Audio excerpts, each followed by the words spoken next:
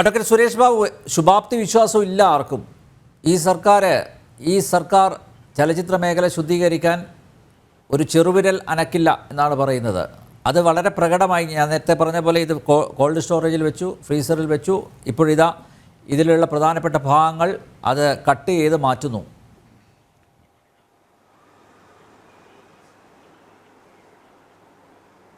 ഇത് കോൾഡ് സ്റ്റോറേജിലും ഫ്രീസറിലും ഒന്നും വെച്ചിട്ടില്ല. മാത്രമല്ല ഇത് ഫ്രിഡ്ജിൽ പോലും കയറ്റിയിട്ടില്ല.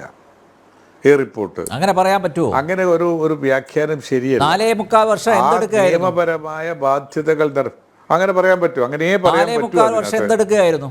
4.25 വർഷം എന്താണ് എടുത്തതെന്നൊരു ക്രോണോളജി, ആ 4.25 വർഷം എങ്ങനെയാണ് കടന്നു പോയത് എന്ന് ക്രൊണോളജിക്കലായിട്ട് ഗവൺമെന്റിന്റെ ഭാഗത്ത് നിന്ന് വിശദീകരണം വന്നിട്ടുണ്ട്. ഇല്ല, വന്നിട്ടില്ല. ഓരോ ദിവസമായിട്ട് അതല്ലെന്ന് അങ്ങനെ എല്ലാം സംഭവിച്ചിട്ടുണ്ട്.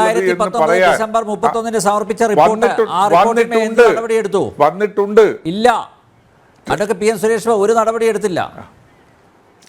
ആ റിപ്പോർട്ടിന്റെ മുകളിൽ നടപടി എടുക്കേണ്ടുന്ന നടപടി അല്ല, അത് നടപടി എടുത്തിട്ടില്ലെന്നേ. നടപടി എടുക്കുന്നതിനുള്ള കാര്യങ്ങളെക്കുറിച്ച് ആലോചിക്കുമ്പോഴും പുറത്തു വരുന്നതിനെ കുറിച്ചുമുള്ള ഹൈക്കോടതി, വിവരാവകാശ കമ്മീഷൻ, ജസ്റ്റിസ് ഹേമ കമ്മിറ്റിയുടെ പ്രത്യേകമായ കത്ത്, ഇത് മൂന്നും പരിഗണിച്ചുകൊണ്ട് ഒരു ഗവൺമെന്റിന് ചെയ്യാവുന്ന കാര്യങ്ങൾ അതിനകത്ത് ചെയ്തിട്ടുണ്ട്. അതിനകത്ത് എന്തൊക്കെയാണ് ചെയ്തിട്ടുള്ളത് നമുക്കറിയാമല്ലോ. ഈ ഇൻഡസ്ട്രി കേരളത്തിൽ തന്നെ നിലനിർത്തുന്നതിന് ആവശ്യമായ 4.25 വർഷമൊന്നും വേണ്ട. 4.25 വർഷം നിങ്ങൾ ഈ പറയുന്ന 4.25 വർഷം എന്ന് പറയുന്നതിൽ തടസ്സങ്ങൾ നിയമപരമായി ഉള്ളത് കൊണ്ടാണ്. നിയമപരമായ തടസ്സങ്ങൾ അത് നീക്കിയ ആ നിമിഷം മുതൽ ഈ പറയുന്ന റിപ്പോർട്ടുകൾ പുറത്തേക്ക് വന്നിട്ടുണ്ട്. മാത്രവുമല്ല 121 എന്നുള്ളത് അത് പരിശോധിക്കാം. അത് നമുക്ക് പരിശോധിക്കാമല്ലോ. അത് പരിശോധിച്ച് ഗവൺമെന്റ് പ്രത്യേകമായ ഒരു താല്പര്യത്തിന് വേണ്ടിയാണ് അഡീഷണലായ 100 പാരഗ്രാഫുകൾ പിടിച്ചു വെച്ചിരിക്കുന്നത് എന്ന് വന്നാൽ അതും ഗവൺമെന്റിന്റെ മുമ്പിൽ ഒരു തെറ്റായ പ്രവണതയായി കൊടുക്കും.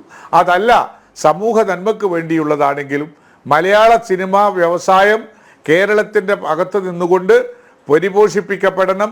ഈ തെറ്റത്തരങ്ങളും ചൂഷണങ്ങളും ഇല്ലാതെ, ഞാൻ ആവർത്തിച്ച് പറയാൻ ആഗ്രഹിക്കുന്നു, നമ്മൾ ഒരു അമ്മയെപ്പോലെ കണക്കാക്കുന്ന വനിതകളുടെ മാനാഭിമാനങ്ങൾ സംരക്ഷിച്ചുകൊണ്ടുള്ള ഒരു സിനിമാ വ്യവസായം കേരളത്തിൻ്റെ മണ്ണിൽ ഉതകുന്നതിനാവശ്യമായ എല്ലാ നടപടികളും ഈ ഗവൺമെന്റിന്റെ ഭാഗത്തു ഉണ്ടാകുന്നതിനാവശ്യമായ നിർദ്ദേശങ്ങൾ കൊടുക്കുമെന്നുള്ള കാര്യത്തിലും നമുക്കൊരു തർക്കം വേണ്ട.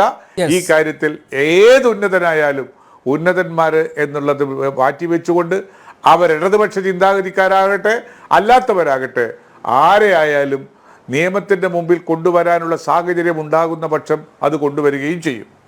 ഇനിയെങ്കിലും ഈ ചലച്ചിത്ര അക്കാദമി പോലുള്ള സ്ഥാപനങ്ങളുടെ തലപ്പത്ത് ഈ അറുബോറന്മാരെ, വഷളന്മാരെ നിയമിക്കാതിരിക്കുക, അതെങ്കിലും സർക്കാർ ചെയ്യണം. സർക്കാർ 2 തോണിയിലും കാലുവെക്കുന്ന സ്വഭാവം ഉപേക്ഷിക്കണം. ഒന്നുകിൽ ഇരകളോടൊപ്പം നിൽക്കണം, ഇല്ലെങ്കിൽ വേട്ടക്കാരോടൊപ്പം നിലയുറപ്പിക്കണം. ഹേമ കമ്മിറ്റിയെ നിയോഗിച്ചത് സദുദ്ദേശപരമാണെങ്കിൽ കുറ്റവാളികളെ നിയമത്തിൻ്റെ മുന്നിൽ കൊണ്ടുവരണം. കമ്മിറ്റിയുടെ ശുപാർശകൾ നടപ്പിലാക്കണം. ഇതൊരുമാതിരി അഴകുഴമ്പൻ സമീപനമാണ് സ്വീകരിക്കുന്നതെങ്കിൽ സർക്കാർ വലിയ വില കൊടുക്കേണ്ടി വരും.